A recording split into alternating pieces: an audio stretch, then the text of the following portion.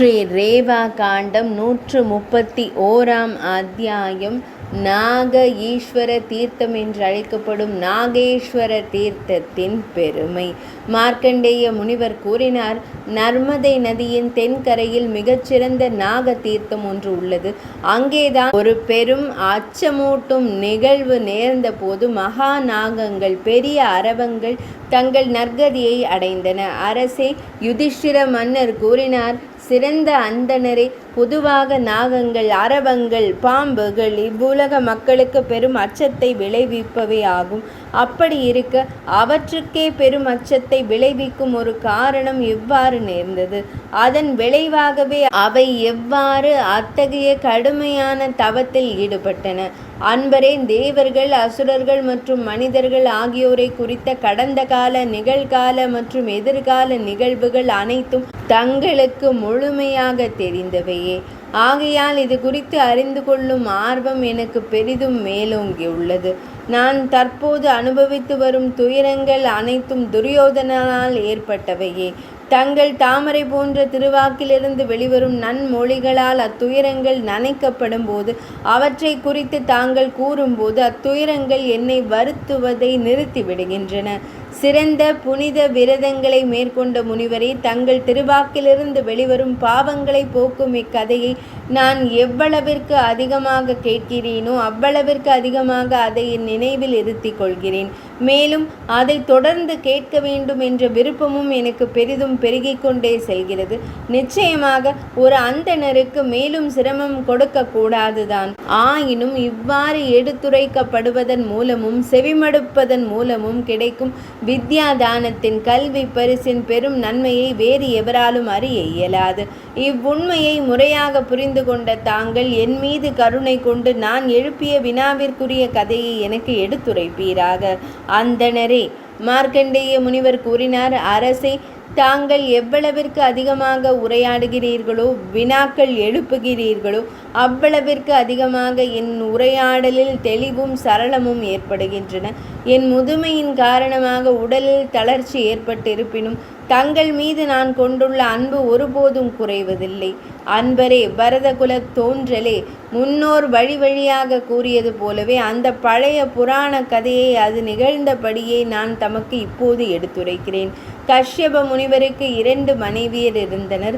அவர்கள் மூவுலகிலும் மிகச் சிறந்தவர்களாக திகழ்ந்தனர்.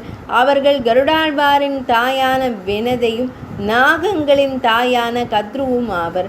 மாமன்னரே, அன்று காலையில் உச்சைஸ்ரவஸ் எனும் குதிரையை கண்டபோது அவ்விருவருக்கும் இடையே ஒரு கருத்து வேறுபாடு எழுந்தது. வினதை அக்குதிரையின் தோற்றத்தை சூரியனின் ஒளியைப் போல பிரகாசமாக கண்டாள். அக்குதிரை முற்றிலும் வெண்மையாக இருந்தது. அவள் கத்ருவிடம், அழகிய முகத்தை உடையவளே, இதோ காண்பாய், காற்றின் வேகத்தில் இடைவிடாமல் ஓடிக்கொண்டிருக்கும் உச்சைஸ்ரவஸ் குதிரையின் முற்றிலும் வெண்மையான தோற்றத்தை நீயே காண்பாய் என்று கூறினாள். அக்குதிரை வேகமாக செல்வதை கண்ட கத்ரு தன் உள்ளத்தில் எழுந்த பொறாமையினால் மதிமயங்கினாள். அக்குதிரை கருமை நிறமுடையது என்று கருதி அவள், சிறந்த மன்னரே, வினதையிடம் பின்வருமாறு உளறினாள். வினதை, குலத்திற்கே களங்கம் விளைவிக்கும் கொடியவளே, நீ ஒரு பேதை. நான் கூறுகிறேன், இக்குதிரை கருமை நிறமுடையது, இது வெண்மை நிறமுடையது என்று நீ பிடிவாதம் பிடித்தால் நீ நரகத்தின் ஆழமான படுகொலியில் வீழ்வாய். வினதை இவ்வாறு கூறினாள், உன் கூற்றும் என் கூற்றுமாகிய உண்மை மற்றும் பொய் ஆகியவையே நம் பந்தயமாக அமையட்டும். என் கூற்று பொய் என்று நிரூபிக்கப்பட்டால் நான் 1000 ஆண்டுகள் உன் இல்லத்தில் பணிப்பெண்ணாய் பணிபுரிவேன். இவ்வாறு அவர்கள் ஒருவருக்கொருவர் தங்கள் நிபந்தனைகளை உறுதிப்படுத்தி கொண்டு இரவில் தங்கள் இருப்பிடம் திரும்பினர். அதற்குள் அவர்கள் இருவரிடமும் இருந்த கடும் கோபம் தணிந்திருந்தது. அவர்கள் தங்கள் உறவினர்களிடம் சென்று அந்த பூங்காவனத்தில் கத்ருவிற்கும் வினதைக்கும் இடையே நிகழ்ந்த அந்த பந்தய நிகழ்வை குறித்து கூறினர்.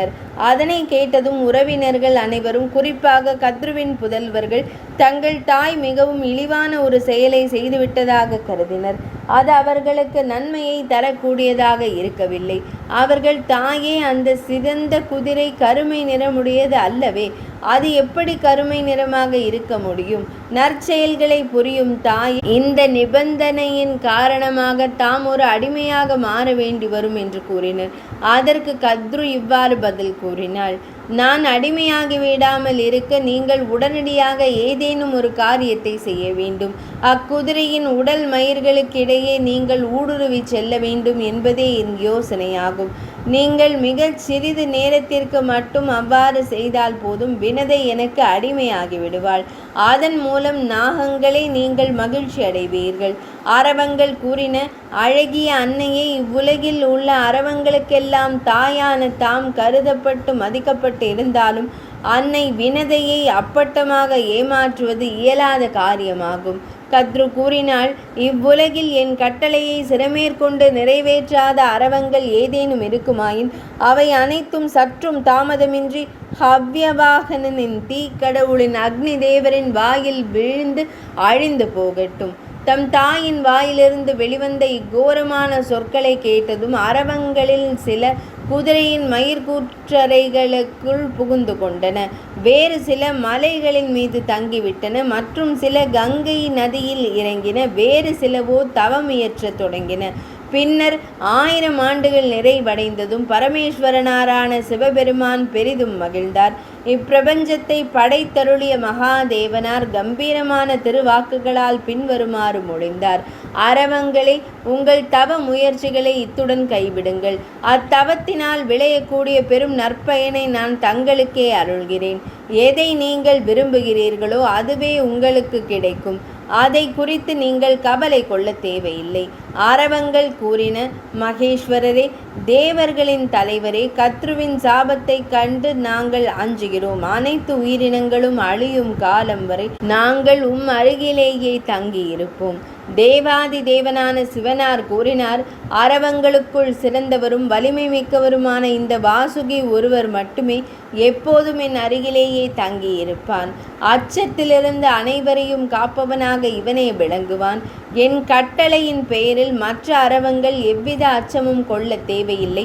நர்மதை நதியின் நீரில் பாய்ந்து புகுவதன் மூலம் அந்த அரவங்கள் தங்களை பாதுகாத்து கொள்ளலாம். அவை மரணத்தை கண்டு அஞ்ச தேவையில்லை. நீங்கள் விரும்பும் இடத்தில் தங்கியிருங்கள். கத்ருவின் சாபத்தினால் உங்களுக்கு எவ்வித அச்சமும் ஏற்படாது. இதுவே எனது உன்னதமான இருப்பிடமாகும். இவ்வாறு அந்த அரவங்களுக்கு வரமளித்த பின்னர் தேவர்களின் தலைவரான மகேஸ்வரனார் ஆகாய மார்க்கமாக பயணித்து கைலாய மலைக்கு சென்றார். மன்னனை, இறைவன் மறைந்ததும் வாசுகியை தலைவனாக கொண்ட அந்த அரவங்கள் தேவர்களின் தலைவரான மகேஸ்வரனாரை அங்கு பிரதிஷ்டை செய்து வழிபட்ட பின்னர் அங்கிருந்து விடை பெற்று சென்றன. எவரேனும் அந்த தீர்த்தத்தில் சந்திரனின் 5ஆம் திதியில் பஞ்சமி திதி நாளில் சிவனை வழிபடுவார்களாயின் நாகர்களின் 8 குலங்களும் ஒருபோதும் அவர்களுக்கு தீங்கு விளைவிக்காது. மன்னனே, அந்த தீர்த்தத்தில் எவரேனும் உயிர் துறப்பாராயின் அவர் நீண்ட காலத்திற்கு சிவபெருமானின் தொண்டராக கணமாக மாறி தாம் விரும்பும் காலம் வரை அங்கேயே தங்கியிருக்கும் பேற்றினை பெறுவார். 131ஆம் அத்தியாயம் இனிதே நிறைவடைந்தது.